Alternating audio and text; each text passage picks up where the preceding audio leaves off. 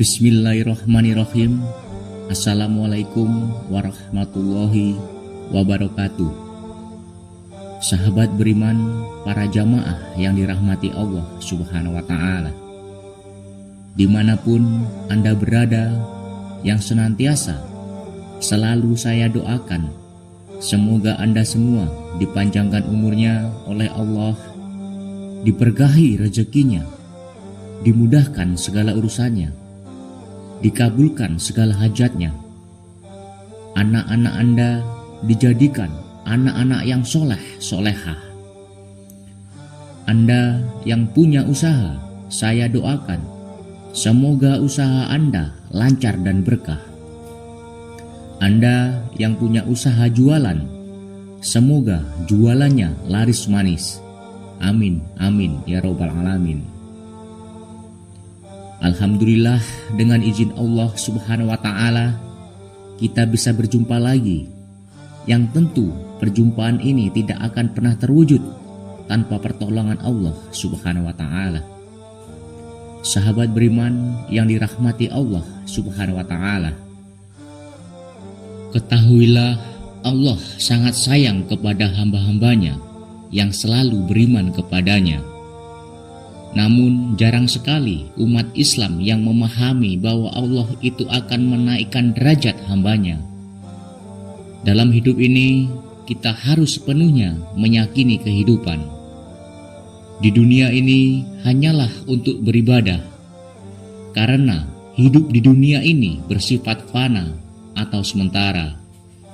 Situasi kehidupan berputar seperti layaknya roda yang berputar. Ada kalanya kita berada di atas yang serba ada dan berkecukupan, tetapi ada kalanya kita berada di bawah yang tidak memiliki apa-apa, namun cukup untuk kita.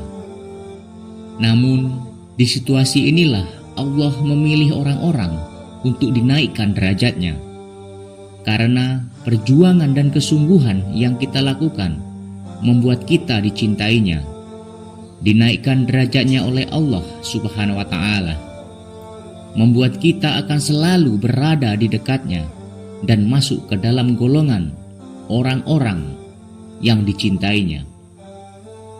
Hal ini pasti akan menghasilkan kebahagiaan, ketenangan, kedamaian, dan ketentraman di dunia maupun di akhirat yang digenggam oleh kita. Lalu, apa saja tanda Allah akan menaikkan derajat seseorang hambanya?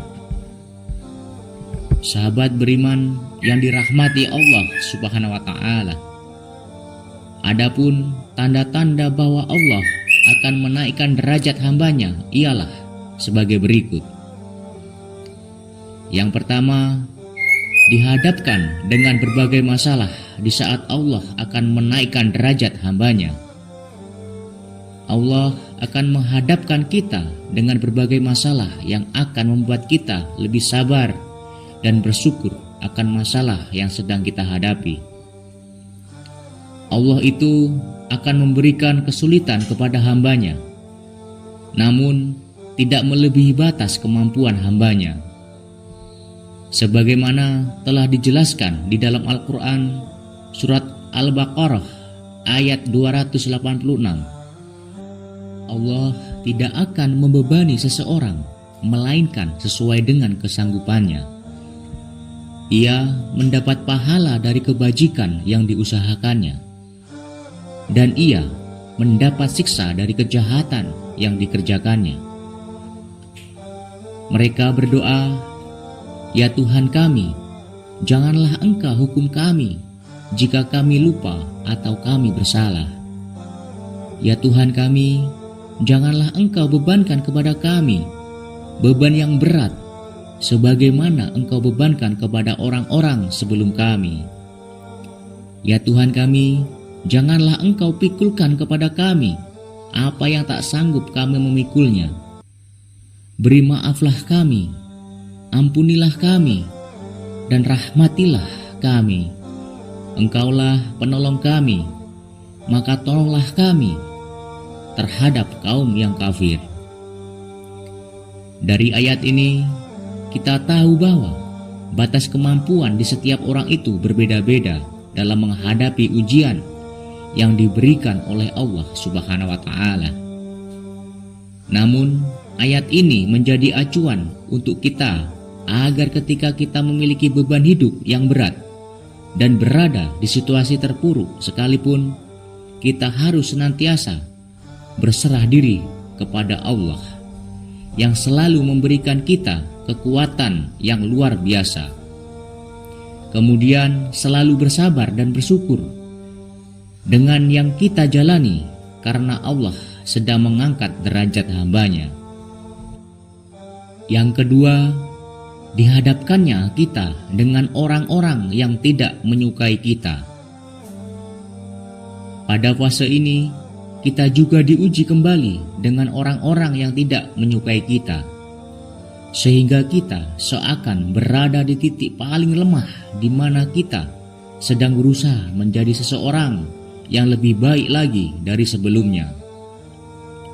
Pasti banyak sekali orang-orang yang akan melukai kita.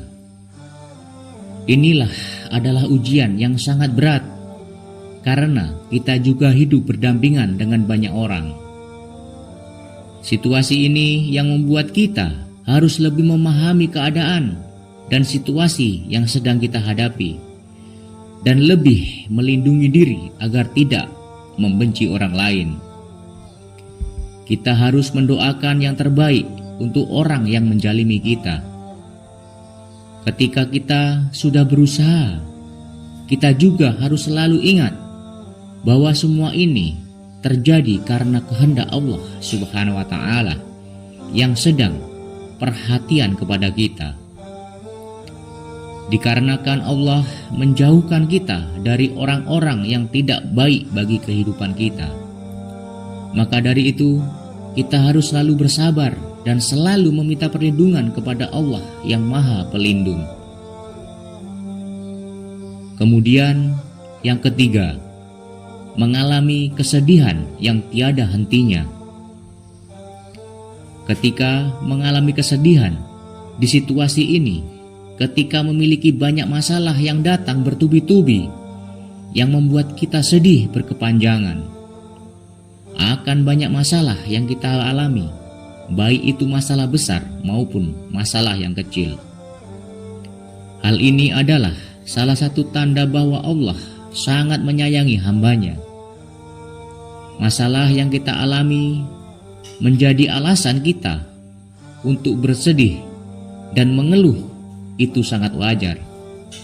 Tetapi kita jangan putus asa pada pertolongan Allah Subhanahu wa Ta'ala. Allah juga selalu berada bersama kita dalam keadaan sedih sekalipun.